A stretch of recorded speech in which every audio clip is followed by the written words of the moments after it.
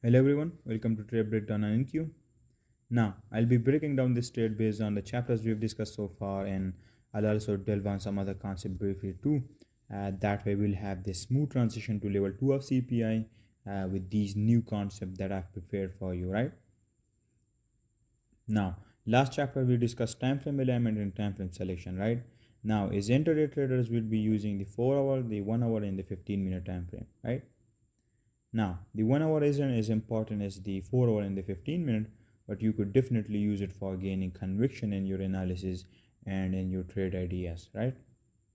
Now, obviously, as I said before, we'd be also using the higher time frame like the daily and the weekly in our analysis too for determining our drawn liquidity and our directional buys, right? So let's start with the breakdown. So for NQ, the 4 hour candles are 1 hour ahead, right? So you'd be using the 2 Eastern time, 6 Eastern time, and the 10 Eastern time for your 4 hour candles, right? So starting off with the 4 hour, we can see that since last few weeks we are in this bullish trend, and we keep making higher highs and higher lows, right? And price is respecting this bullish trend by rejecting lows and breaking above highs, meaning it's not able to break below lows and it can only reject it by taking counter liquidity and then moving higher, right? This is what a typical bullish structure looks, rejecting lows and breaking above highs, right? So now based on market profiles, we know that in bullish structure we start off with a range, right? And then after that ranging profile ends, we then expand from that range either straight away or after a manipulation happens to a key level, right? And then after that expansion profile, we then either have another range or a retracement before moving higher, right? And expanding higher. Also, one thing is that this is just basic market profiles, right? We haven't integrated time factors with it, right? Which is going to even further refine your perspective even more. We'll delve on that later, but for now let's discuss what we are dealing with here. Okay, so let's get in the breakdown right here. So right here you can see that as soon as this week opened right here, right, we straight away went into a ranging profile, right?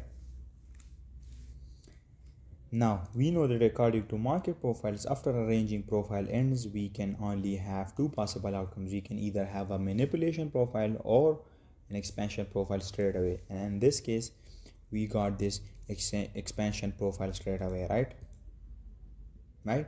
Now we know that after an expansion profile ends, we cannot have an expansion profile, another expansion profile right away. We cannot have another expansion profile right away, right? That's not how price moves. The way how price moves is after an expansion profile, we can either have a ranging profile to form and then price can expand from there, right? This is the one scenario we can have after expansion profile ends. Or the second scenario is that we will retrace back to a key level and then we're going to react off of that key level, and this is going to be a retracement profile for us, and then we're going to expand higher again, right?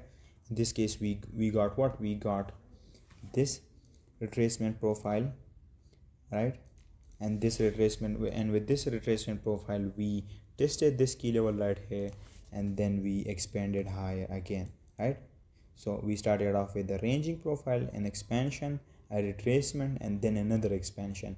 When you were right here, if you hadn't used market profiles, then you would be expecting higher prices, which would be a wrong way to approach the markets, because after an expansion profile ends, we cannot have another expansion profile straight away, right? We will either have a range or a retracement before making another expansion, right? Now so now we've got this candle right here, which I was looking at as a key level for price to retrace to, right? Now I told you that this was this expansion profile right here, right? And I told you that this expansion profile ended right here. Now you might be wondering, how did I expect it, or how did I found out or determine that this expansion profile is now ended and now I can anticipate a retracement, right? You might be wondering that how you can do it, right? So the way how you can do it is, when price right here, first of all it has to take out a key level, and the key level for me here was this Monday's high right here. So what price did on Tuesday is that it took out Monday's high, right? right? So what it did, so let me try it again. So we've got this ranging profile, then we've got this expansion profile, and now the way how I was expecting retracements is, first of all, I was waiting for a key level to be tested, or waiting for price to take out liquidity, which was in the form of this Monday's high right here. So what price did is, on Tuesday it took out this Monday's high right here, right? But that wasn't enough. Next thing I did is I waited for price to have a CSD, or to form a CSD on lower time frame, so which is basically a change in the state of delivery, and that CSD formed or occurred after this down close candle right here, closed below these candles right here, right? I'll tell you how I determine this CSD to be valid, but let's focus on the higher time frame for now, right? So what you need to remember is that after this down close candle, and after this candle closed below these candles right here, a CSD happened, we took out liquidity, and now I can expect this expansion profile right here, which is this price action. Now I can expect this expansion profile to end, and now we can enter a retracement on the lower time frame, which is going to look like a reversal on the lower time frame, right? A retracement on the higher time frame looks like a reversal on the lower time frame. That's how you logically look at price action, right? That's how you look at price with a logical perspective, right? So now you learned that the way how you can expect a certain profile to end is by waiting for a CSD. In this case, we had this CSD which confirmed that this expansion profile is now ended, and now I can expect a retracement. And with this retracement, my drawn liquidity was this key level right here, right? Now I'll tell you in a minute why I consider this candle right here as a key level, but you can see that after we tested this key level, the retracement profile ended, and we then had another expansion higher again, and we made another high, right? So we started off with a ranging profile, then an expansion, a retracement, and then another expansion, right? Now, on the lower time frames, there are certain time windows where price expands, and other time windows where price retraces or reverses, right? This is like a really important time concept. But also at the same time, you need to remember that it's all relative, meaning time is relative to price the same way price is relative to time, which basically means that they are both dependent on each other, right? For instance, you cannot for sure say that on this particular day price is going to reverse, or on this time of the day price is going to expand, right? That's not how it works. The reason time works is because of price, which means there has to be certain concepts based on price that are in sync with the time factors, and they are integrated with each other in a logical framework, right? And only then the time factor will work so accurately. And if you're going to use it alone without any idea whatsoever, then it's obviously not going to work, right? So what you have to do is you have to make sure that time is in sync with the other concept for it to work accurately. We know that we look at price with a logical perspective, right? And we use all of these concepts in a logical framework too. The same way we're going to look at time with a logical perspective that is based on a proper framework and not based on patterns. And only then you will able to see the magic of time and price when they are integrated with each other and when they are in sync with each other.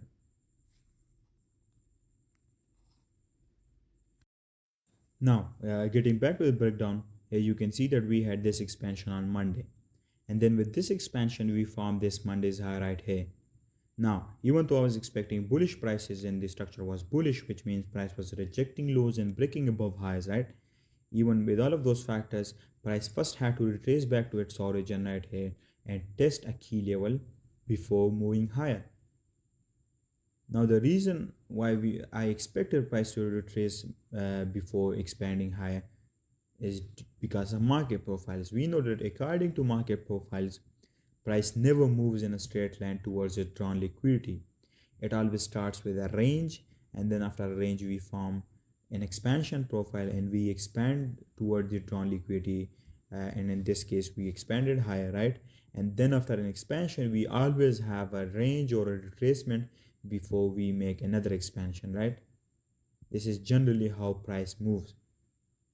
Now the reason this price action right here is considered a key level and we call this is an order block is because first of all this candle right here generated liquidity in the form of this FEG, right? Now remember what I told you in chapter 3. When a particular price action generates liquidity, or it takes out liquidity, or it fills liquidity, such price action is considered a key level. When a price action does either of these three things, it would be considered a key level, and you could call it whatever name you want, right? Or you could just call it a key level, right? Now this candle right here generated liquidity in the form of an FEG. That's why we're gonna call it a key level, and this is going to be a key level on the 4 hour for us, right? From which we can expect price to expand higher if it retraces it to, right? Now you can see that we have this Monday's high right here, right? And then on Tuesday I was looking for that high to be taken, right? And that high to be taken at a key time, right? Now, if this high was taken during the London Open or the Asian session, then I wouldn't have had that much conviction in this trade idea, because London Open session and the Asian session aren't that high probability for retracements or reversals. These two sessions are mostly suitable for continuation price action, right? That's why I wouldn't have had that much conviction if price had taken this Monday's high from 1 Eastern time to 5 Eastern time, right? But if this high is taken during the New York kill zone or the London close kill zone, then it would be a high probability trade idea for me, because I know that from 7 a.m. right to 12 Eastern time, which is the New York and London close kill zone, this time tends to be a good macro for reversal and retracement, right? And in this case right here, you can see that this high was taken during the New York kill zone at 9:30 a.m., which is a good macro and a good key time for reversals, right? And then as soon as this high was taken at that particular key time, I started looking for reversal trades on the lower time frame. And as I said before, retracements on the higher time frame I looked at is reversals on the lower time frame, right? Remember that a higher time frame retracement is a lower time frame reversal, right? That's how price logically moves, and how you can look at it with a logical perspective, right? So in this case, you can see that everything was in sync, and there was a proper logical framework behind this trade idea, right? And there was a proper higher time frame and lower time frame thought process based on time and price that were together both in sync with each other, which led me to taking this trade right here. So the main thought process on the higher time frame was that I was looking for this Monday's high to be taken and for it to be purged, and then price to retrace back to this key level right here at a key time, which was the New York and London close scale zone, right? Now going to the lower time frame on the 15-minute, the thought process was the same, but I was looking for a New York reversal, right?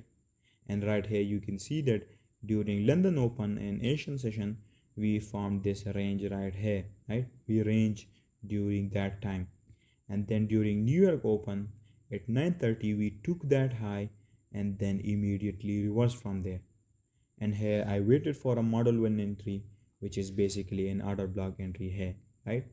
So you can see that this candle right here took that high, right? So this candle took out liquidity by purging above Monday's high, and now I'm gonna wait for this candle to be engulfed, and then when it engulfs and price closes below it, it's gonna become a key level for us, which is known as an order block, right? And then my entry is gonna be at that order block's open, and I'm gonna drive it down with my stop loss above that order block's high, right? And then for target, you can either have a fixed risk to reward ratio, or you could have a dynamic risk to reward ratio and target a key level, right? We're gonna discuss that in the later chapters. Now going back again to the 4 hour time frame, here you can see that as soon as we tested this key level right here, our retracement profile ended, and then we reacted off of it and had an expansion which made another high and continued that trend. Now the way how you could have anticipated or found out that this retracement profile has now ended in an objective and mechanical way is by going down to the lower time frame based on time frame alignment, and then seeing a CSD or change in state of delivery on the lower time frame, and that would confirm that the market profile has now ended, and now we can start another market profile, which in this case was this expansion profile, right? This was the trade breakdown on NQ, and this is basically how you base a trade idea on the concepts that I've taught you so far, right? Next week we'll start level 2 of CPI, which means we're going to start improving and refining our knowledge even more, and we'll move on to a bit more of intermediate concepts which will increase your understanding of price action even more, right? In level 2 of CPI we'll discuss the rules of range trading, right? We'll discuss what is turtle soup, and we have some other hot topics too based on time and price, right? And of course I will break down every trade with it so that way you can see the live application of these concepts. Thank you.